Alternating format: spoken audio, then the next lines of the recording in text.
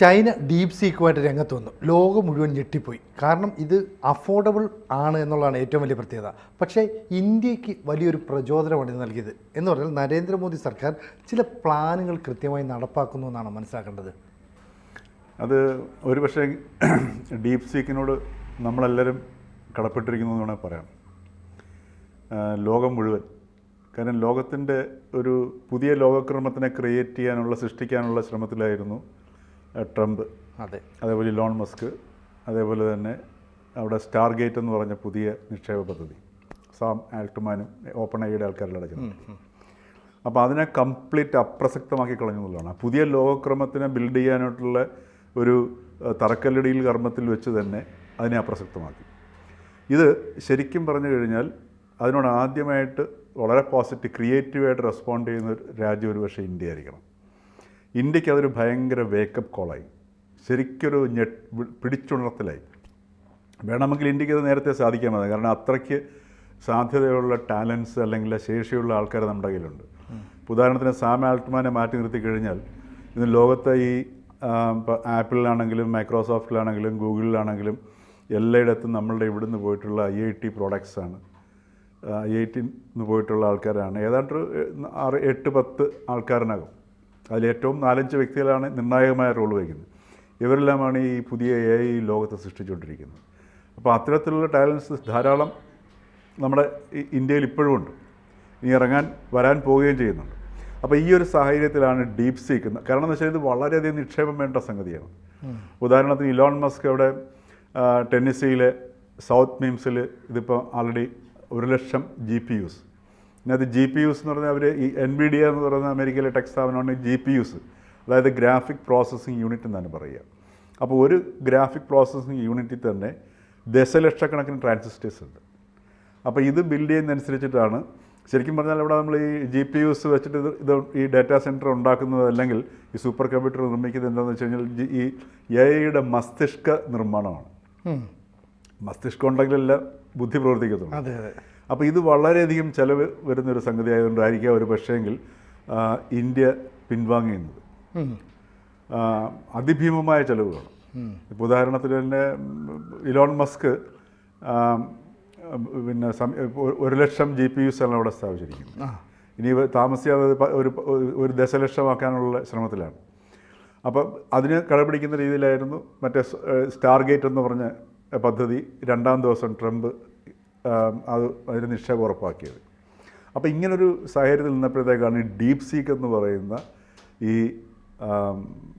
AI chat bot രംഗപ്രവേശം ചെയ്യുന്നത്.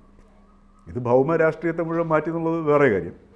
അതോടൊപ്പം തന്നെ ഈ ഡീപ് സീക്ക് എന്ന് പറയുന്നത് എനിക്ക് തോന്നുന്നു ചാറ്റ് GPTക്ക് ഏതാണ്ട് $6 ബില്യൺ ചിലവായ സ്ഥാനത്ത് ഈ ഡീപ് സീക്കിന് ചിലവായത് 1 ബില്യൺ പോലും ആയില്ല. ഏതാണ്ട് 80 മില്യൺ ദശലക്ഷം മാത്രമേ ആയിട്ടുള്ളൂ. 2000 NVIDIAയുടെ തന്നെ ഏറ്റവും നിലവാരം കുറഞ്ഞ GPUs ഉപയോഗിച്ചിട്ടാണ് 2000 എണ്ണം മാത്രമേ ഉപയോഗിച്ചിട്ടുള്ളൂ. അതുമാത്രമല്ല, ഇത് ആരംഭിച്ചിരിക്കുന്നത്, ഇതിൽ പുറത്ത് വിട്ടിരിക്കുന്ന വ്യക്തി ഈ ലിയാൻ വെൻഫങ് എന്ന് പറയുന്നൊരു സ്റ്റാർട്ടപ്പുകാരനാണ്. അയാൾ ചെയ്തത് വേറൊന്നുമല്ല, അയാൾ അവിടുത്തെ പ്രധാനപ്പെട്ട യൂണിവേഴ്സിറ്റിയിൽ നിന്ന് മിടുക്കരായ കുട്ടികളെ റിക്രൂട്ട് ചെയ്തു. ഒന്ന് ആലോചിച്ച് നോക്കണം. സമർത്ഥരായ യൂണിവേഴ്സിറ്റി എന്നുള്ള കുട്ടികളെയാണ്, ഈ രംഗത്തുള്ളവരെയല്ല, റിക്രൂട്ട് ചെയ്തിട്ട് അവരെ ഏർപ്പെടുത്തിക്കൊണ്ടാണ് ഈ ഡീപ് സീക്ക് നിർമ്മിച്ചിരിക്കുന്നത്. അതായത് 150 പേരെ മറ്റേ ഉള്ളു. വളരെ അത് ഏറ്റവും ചെലവ് കുറഞ്ഞ മോഡലിലേക്ക്. പക്ഷെ അത് ഈ ഓപ്പൺ ഐയുടെ സാം ആൾട്ട്മാൻ പോലും സമ്മതിക്കേണ്ടി വന്നു, ഇത് ചാറ്റ് GPTയെ കടപിടിക്കുന്ന സാധനമാണ്, ഒരു പക്ഷേങ്കിൽ അതിനേക്കാൾ മുന്നിലാണ് ഡീപ് സീക്ക് നിൽക്കുന്നുള്ളത്. ഇതാണ് ഇന്ത്യക്കൊരു ഭയങ്കരമായ ഒരു വെളിവായി അല്ലെങ്കിൽ ഒരു ഭയങ്കര തിരിച്ചറിവായി മാറിയത്. പക്ഷേ അതിൻ്റെ പിറ്റേ ദിവസം അല്ലെങ്കിൽ എനിക്ക് 48 മണിക്കൂറിനുള്ളിൽ തന്നെ നമ്മുടെ IT മിനിസ്റ്റർ അശ്വിനി വൈഷ്ണവ് വളരെ വ്യക്തമായൊരു പ്ലാൻ റോൾ ഔട്ട് ചെയ്തു. അത് ഞാൻ പറഞ്ഞ കേരളത്തിലെ ഓരോ ചെറുപ്പക്കാരും അതേപോലെ കേരളത്തിലെ ഗവൺമെൻറ്റിന് ഇതൊക്കെ ശ്രദ്ധിക്കാനുള്ള ആൾക്കാരോ പ്രാപ്തിയുള്ള ആൾക്കാരോ മന്ത്രിമാരോ ഉണ്ടെന്ന് എനിക്ക് തോന്നുന്നില്ല. പക്ഷേ എങ്കിലും ഇവിടുത്തെ സർവകലാശാലകളിലും അല്ലെങ്കിൽ താല്പര്യമുള്ള അധ്യാപകരും വിദ്യാർത്ഥികളുമെങ്കിലും ശ്രദ്ധിക്കേണ്ട സാധനങ്ങളാണ്. അപ്പോൾ അതിൽ പ്രഖ്യാപിച്ചിരിക്കുന്നത് ഒരു ഏറ്റവും കുറഞ്ഞ ഫ്രെയിം വർക്ക് 4 മുതൽ 6 മാസത്തിനിടയ്ക്ക് അല്ലെങ്കിൽ 5-6 മാസത്തിനുള്ളിൽ ഈ ഡീപ് സീക്കിനേക്കാൾ മെച്ചത്തിലുള്ള ഒരു AI ഫൗണ്ടേഷൻ, ഒരു ഫൗണ്ടേഷണൽ AI പ്ലാറ്റ്ഫോം ഇന്ത്യ കൊണ്ടുവരുമെന്ന് പറയുന്നത് സാധ്യമാണ്. മാത്രമല്ല ഇപ്പോൾ ChatGPT 25,000 GPUs ഉപയോഗിച്ചിട്ടാണ് AI കൊണ്ടുവന്നത്. അതിൻ്റെ സ്ഥാനത്ത് 2,000 DeepSeek ഉപയോഗിക്കുന്നു. അപ്പം നമ്മളുടെ കയ്യിൽ ഇപ്പം അശ്വിനി വൈഷ്ണവ് പറഞ്ഞിരിക്കുന്നത് 10,000 ആൾറെഡി വളരെ പവർഫുള്ളായിട്ടുള്ള GPUs ഇന്ത്യയുടെ കയ്യിലുണ്ട്. അതേപോലെ ഇനി അടുത്ത 9,000 എണ്ണം കൂടെ സംഘടിപ്പിക്കാൻ പോകുന്നുണ്ട്. ഇത് വളരെ മനോഹരമായൊരു പ്ലാൻ ഒരു സെൻട്രൽ ഗവൺമെൻറ് ക്രിയേറ്റ് ചെയ്തിട്ടുണ്ട്. അതായത് ഒരു പൊതു സംവിധാനം ഉണ്ടാക്കാൻ തീരുമാനിച്ചു. അതാണ് ഏറ്റവും എനിക്ക് തോന്നുന്നു മറ്റ് രാജ്യങ്ങളിലൊന്നും ഇല്ലാത്ത, ഇപ്പോൾ അമേരിക്കയിലും ചൈനയിലും പക്ഷേ വളരെ ഭീമമായ സബ്സിഡി കൊടുക്കുന്നുണ്ട് ഗവൺമെൻറ്. ഈ സ്റ്റാർട്ടപ്പുകൾക്കൊക്കെ ഭയങ്കര സബ്സിഡി കൊടുക്കുന്നുണ്ട്. പക്ഷേ ഇവിടെ ഇന്ത്യയിൽ ഈ കോമൺ കമ്പ്യൂട്ട് ഫെസിലിറ്റി എന്ന് പറയുന്ന ഒരു പൊതു സംവിധാനം ഉണ്ടാക്കാൻ സർക്കാർ തീരുമാനിച്ചു. അതായത് നിലവിലുള്ള ഈ പ്രധാനപ്പെട്ട കമ്പനികളിലിരിക്കുന്ന ഈ കമ്പ്യൂട്ടിംഗ് അല്ലെങ്കിൽ ഈ GPUs സംഘടിപ്പിച്ചിട്ട് എല്ലാവർക്കും ആക്സസിബിളായിട്ടുള്ള, എല്ലാവർക്കും ഉപയോഗിക്കാവുന്ന രീതിയിലുള്ള ഒരു പൊതു സംവിധാനം, കോമൺ കമ്പ്യൂട്ട് ഫെസിലിറ്റി എന്നാണ് പറയുക. അപ്പോൾ അതിന് ആർക്ക് വേണമെങ്കിലും അത് ഉപയോഗിക്കാം. ഈ കമ്പനികൾക്ക് ഉപയോഗിക്കാം, സ്വകാര്യ വ്യക്തികൾക്ക് ഉപയോഗിക്കാം, ഇപ്പോൾ എനിക്കോ താങ്കൾക്കോ വേണമെങ്കിലും ഉപയോഗിക്കാം. മാത്രമല്ല അവിടെ ഗവൺമെൻറ് സബ്സിഡി കൊടുക്കുന്നുണ്ട്. കാര്യം 1 മണിക്കൂറത്തേക്ക് $1 മാത്രമേ ഇതിന് കൊടുക്കേണ്ടി വരുന്നുള്ളൂ. അപ്പോൾ ഇത് സത്യത്തിൽ ഇവിടെ കേരളത്തിലിപ്പം നല്ല ശേഷിയുള്ള വൈസ് ചാൻസലർമാരോ അല്ലെങ്കിൽ ഡിജിറ്റൽ സർവകലാശാലയിലുള്ള പ്രൊഫസർമാരോ അതല്ലെങ്കിൽ ഇവിടുത്തെ ഏതെങ്കിലും സ്റ്റാർട്ടപ്പുകളോ നല്ല ഉത്സാഹശീലരായിട്ടുള്ള ചെറുപ്പക്കാരൊക്കെ ഉണ്ടെങ്കിൽ അവർക്കൊക്കെ സാധ്യമാക്കാവുന്ന സാധനമാണ്. അപ്പോൾ ഷീ ജിൻപിങ്ങിൻ്റെ DeepSeekനും ട്രംപിൻ്റെ 500 കോടി ഇൻവെസ്റ്റ്മെൻറ്റിനും ഒക്കെ ബദലായിട്ട് മോദിയുടെ AI വരുന്നു എന്നുള്ള ഒരു പ്രതീതി സൃഷ്ടിക്കാൻ ലോകത്തിന് മുമ്പിൽ നമുക്ക് സാധിച്ചു. തീർച്ചയായിട്ടും. കാര്യം അത് സക്സസ്ഫുൾ ആവുകയാണെങ്കിൽ ഇന്ത്യക്ക് ഭയങ്കരമായ സാധ്യതകളാണ്. കാരണം ഇന്ത്യയിൽ ഇത്തരം ബ്രെയിൻസ് വളരെ കൂടുതൽ നമ്മുടെ DNA-യിലുള്ളൊരു സാധനമാണത്. അപ്പോൾ അതുകൊണ്ട് നമുക്ക് ടാലൻസിന് യാതൊരു ക്ഷാമം ഉണ്ടാവില്ല. മാത്രമല്ല ഇപ്പോൾ ഒരുപാട് ജോലി സാധ്യതകൾ കുറയാനും സാധ്യതയുണ്ട് ഈ AI വരുന്ന വിദേശത്തേക്കുള്ള പോക്ക്. ഈ വിദേശത്തേക്കുള്ള ഒഴുക്ക് അതിപ്പം താമസിയാതെ തന്നെ കുറയും. വളരെ ടാലൻ്റ് ആയിട്ടുള്ള, എഫിഷ്യൻ്റ് ആയിട്ടുള്ള, ഹൈലി സ്കിൽഡ് ആയിട്ടുള്ള ആൾക്കാർക്ക് മാത്രമേ ഇനി അതിജീവിക്കാൻ പറ്റത്തുള്ളൂ. അപ്പോൾ അങ്ങനെ ഉള്ളൊരു സിറ്റുവേഷനിൽ നമ്മുടെ ഇവിടെയൊക്കെ ഉള്ള, ഉദാഹരണത്തിന് കേരളത്തിൽ തന്നെയുള്ള, ഇത് കേരളമൊക്കെ വളരെയധികം ശ്രദ്ധിക്കേണ്ട സാധനമാണ് ഈ കോമൺ കമ്പ്യൂട്ട് ഫെസിലിറ്റി. കാര്യം ഇത് ക്രിയേറ്റ് ചെയ്യുന്നതിനധികം സമയത്തിൻ്റെ ആവശ്യമില്ല. ഇപ്പം ഇലോൺ മസ്ക് അവിടെ 1,00,000 GPUs സ്ഥാപിച്ച് ഒരു 6 മാസത്തിനോ 4 മാസം കൊണ്ടാണ് അയാൾ സ്ഥാപിച്ചേക്കുന്നത്. അപ്പോൾ ഇവിടെയും അതിൻ്റെ ആവശ്യമേ ഉള്ളൂ. വളരെ കുറഞ്ഞ സമയം കൊണ്ട് വരും. അപ്പോൾ ഇതൊക്കെ എങ്ങനെ നമ്മളത് വിനിയോഗിക്കുന്നു എന്നുള്ള അടിസ്ഥാനപ്പെടുത്തിയിരിക്കും. അപ്പോൾ ഇത് മാത്രമല്ല, ഇന്നലെ വരെ നമ്മളുടെ ഗവൺമെൻറ്റിൻ്റെ ഒക്കെ പോളിസി മാറേണ്ടി വരും. ഉദാഹരണത്തിന് നമ്മൾ ഇതുവരെ ആശ്രയിച്ചുകൊണ്ടിരുന്ന FDI, വിദേശ നിക്ഷേപം വന്നാലേ ഇന്ത്യക്ക് രക്ഷയുള്ളൂ എന്നുള്ളതാണ്. വിദേശ നിക്ഷേപമല്ല, ഇനി അതാത് രാജ്യങ്ങൾ അതാത് ശക്തിയിലേക്ക് തിരിഞ്ഞു നോക്കിയിട്ട് ഈ സാങ്കേതികവിദ്യ ഉപയോഗിച്ച് വികസിക്കുക എന്നുള്ള ഒരവസ്ഥയിലേക്ക് മാറുകയാണ് ചെയ്തത്. അത് എനിക്ക് തോന്നുന്നു ലോകരാജ്യങ്ങളിൽ ഇന്ത്യക്ക് നൽകുന്ന ഏറ്റവും വലിയ അനുകൂലമായ ഘടകമായിരിക്കും. അത് കേരളമൊക്കെ നന്നായിട്ട് ഉപയോഗിക്കുകയാണെങ്കിൽ കേരളത്തിനൊക്കെ ലോകത്തിൻ്റെ നെറുകയിലേക്ക് ഉയരാനുള്ള സാധ്യതകളും അവസരങ്ങളുമാണ് കിട്ടുന്നത്. കാര്യം നമുക്കതിനുള്ള ശേഷിയുണ്ട്, അതിനുള്ള പശ്ചാത്തലമുണ്ട്, നമ്മളുടെ വൈവിധ്യമുണ്ട്. ഈ കേരളത്തിൻ്റെ വൈവിധ്യം, ആ രീതിയിലുള്ള വൈവിധ്യമുണ്ട്. മാത്രമല്ല നമ്മുടെ നാട്ടിലുള്ള കുട്ടികൾ ഇപ്പോൾ ഈ പഠിച്ചിറങ്ങുന്നവർ ഭയങ്കര ടാലൻ്റാണ്. അതുകൊണ്ടാണ് അവർക്ക് മറ്റ് രാജ്യങ്ങൾ, ഇപ്പോൾ യൂറോപ്യൻ രാജ്യങ്ങളിലോ അമേരിക്കയിലോ ഒക്കെ പോയി അവർക്ക് നല്ല ജോലി കിട്ടുന്നു, നല്ല സാലറി കിട്ടുന്നു, ജീവിത സൗകര്യം മെച്ചപ്പെടുന്നവർ അവരുടെ ടാലൻ്റ് കൊണ്ടാണ്. അങ്ങനെയുള്ള ടാലൻ്റുള്ള ആ വിദ്യാർത്ഥികൾക്ക് നമ്മുടെ നാട്ടിൽ തന്നെ അവസരങ്ങൾ സൃഷ്ടിക്കപ്പെടുകയാണെങ്കിൽ നമ്മുടെ രാജ്യത്തിൻ്റെ പുരോഗതിക്കും അത് വലിയ വളരെ, അതാണ് ഞാൻ പറഞ്ഞത്, നമ്മുടെ ഇവിടുത്തെ ഗവൺമെൻറ്റൊക്കെ ഇപ്പോൾ ശ്രദ്ധിക്കേണ്ട ഒരു സംഗതിയാണ്. അവരൊക്കെ ഒന്ന് ആലോചിച്ച് നോക്കും, 150 വർഷത്തിന് ശേഷം വീണ്ടും സോഷ്യലിസം വിരോധം നടക്കുകയാണ്. എങ്ങനെയാണ് സംഭവിക്കുക? അപ്പോൾ അതുകൊണ്ട് ഒരു സർക്കാരിൻ്റെ ഭാഗത്തു നിന്നോ അതല്ലെങ്കിൽ യൂണിവേഴ്സിറ്റികളുടെയോ അങ്ങനെയുള്ള ഭാഗത്തു നിന്നും ഈ ഒരു മുൻകൈ ഉണ്ടാവും എനിക്ക് തോന്നുന്നില്ല. പക്ഷേ രക്ഷിതാക്കൾക്കും വിദ്യാർത്ഥികൾക്കും അതേപോലെ താല്പര്യമുള്ള അധ്യാപകരൊക്കെ ഉണ്ടെങ്കിൽ ഈ ശ്രമങ്ങൾ നടത്തുകയാണെങ്കിൽ കേരളത്തിന് ഇതൊരു വലിയൊരു അവസരമാണ്.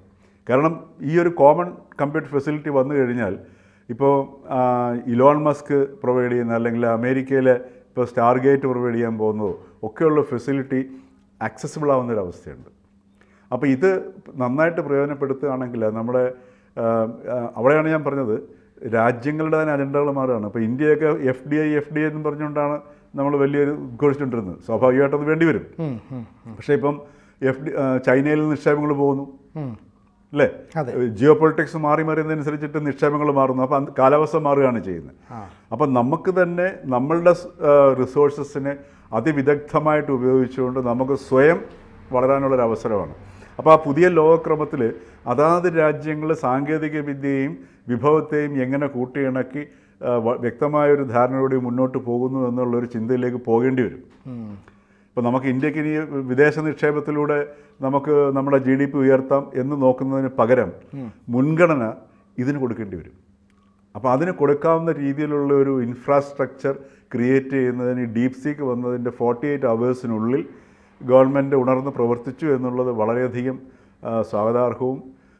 മാത്രവുമല്ല ഓരോ വ്യക്തിയും ഇപ്പോൾ നമ്മുടെ കേരളത്തിലെ തന്നെ അവസ്ഥ എടുത്ത് നോക്കുകയാണെങ്കിൽ ഇപ്പോഴും രക്ഷിതാക്കളൊക്കെ കുട്ടികളെ 5ാം ക്ലാസ് തൊട്ട് ഈ കോച്ചിങ് സെൻറ്ററിൽ കൊണ്ട് എൻജിനീയറിങ്ങിനും മെഡിസിനും ഒക്കെ പ്രിപ്പയർ ചെയ്യിക്കാനുള്ള ശ്രമത്തിലേക്കാണ് പോകുന്നത്.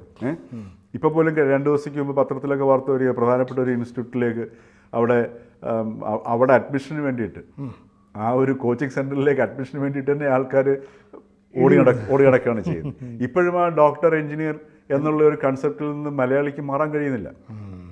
അപ്പോൾ ഏത് ദിശയിലേക്കായിരിക്കണം? അതുപോലെ തന്നെ നമ്മുടെ എഡ്യൂക്കേഷൻ സിസ്റ്റം, നമ്മുടെ ഗവൺമെൻറ്റൊക്കെ ഈ പറഞ്ഞതുപോലെ അവർക്ക് ഈ ഇപ്പോഴും ഉദാഹരണത്തിന് ദേശീയ വിദ്യാഭ്യാസ നയം, ആ ദേശീയ വിദ്യാഭ്യാസ നയത്തിനകത്തൊക്കെ നമ്മൾ ഏത് ഗവൺമെൻറ് വന്നാലും അവരുടേതായ അജണ്ടകൾ കുറേ ഉണ്ടാവും.